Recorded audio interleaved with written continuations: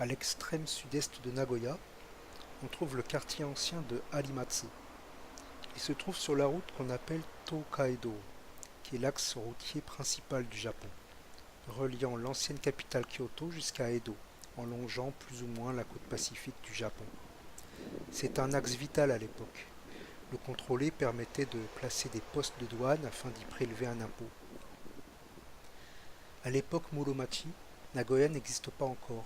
Harimatsu par contre existait déjà en tant que localité de la province du petit fief de Owari. On y trouvait des boutiques dédiées à la teinture et aux vêtements. Du fait de sa position sur le Tokaido, elle était une étape incontournable pour se rendre à la capitale. Au XVIe siècle, le pouvoir est entre les mains fragiles du régime militaire des Ashikaga. Ils n'arrivent pas à s'imposer et perdent le soutien de nombreux clans féodaux. Du côté impérial, c'est encore moins glorieux. La cour s'est scindée en deux et a perdu en prestige et en légitimité. On a donc une période trouble où les dirigeants sont trop affaiblis et cela dégénère en guerre civile. Les clans féodaux gagnent en puissance. Déjà, ils gèrent leur fiscalité comme ils le veulent et ils finissent par vouloir s'émanciper du régime Ashikaga. À ce moment-là, on a le clan Imagawa, basé dans ce qu'on appelle aujourd'hui le département de Shizuoka, avantagé par à la fois un territoire immense, des alliés au nord, à l'est et une armée imposante. Pour le clan Imagawa, la stratégie est simple. Étant donné que les Ashikaga sont devenus faibles, il leur suffit de prendre Kyoto avec une armée pour ainsi établir un nouveau régime militaire, le leur si possible. Pour cela, ils n'ont qu'à traverser les provinces situées à l'ouest.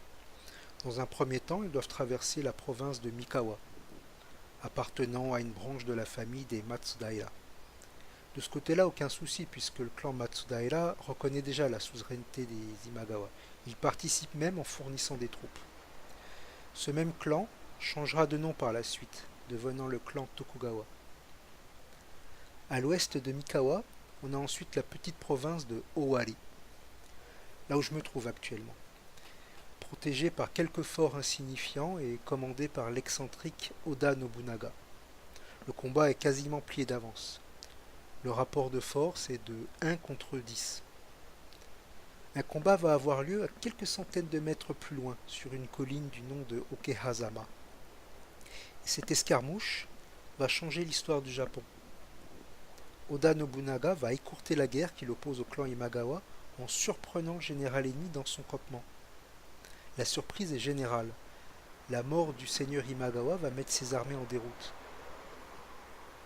Voilà, on trouve un peu plus loin un cimetière où sont enterrés les guerriers. La déroute est telle que les clans inféodés au seigneur Imagawa reconnaissent Oda Nobunaga comme nouveau maître. Sa petite province se voit propulsée au rang de région puissante. Et avec ses nouvelles armées, il reprend le projet du clan Imagawa et décide de marcher sur Kyoto, pour le résultat que vous connaissez tous. Un Japon à nouveau unifié et contrôlé par un pouvoir central et ferme cette fois-ci. Voilà. Pour venir visiter ce quartier traditionnel de Nagoya, vous prenez la ligne Meetetsu depuis la gare de Nagoya ou bien Kanayama, voire Jingumae. Et vous prenez le train en direction de Toyoake. Attention, seuls les trains locaux s'arrêtent à Harimatsu. Voilà, donc il y aura sûrement un changement à Narumi, je crois. Ce qui est sympa, c'est qu'au nord de la gare, on est dans une zone moderne, dotée d'un centre commercial Ion, pratique pour les courses et la restauration.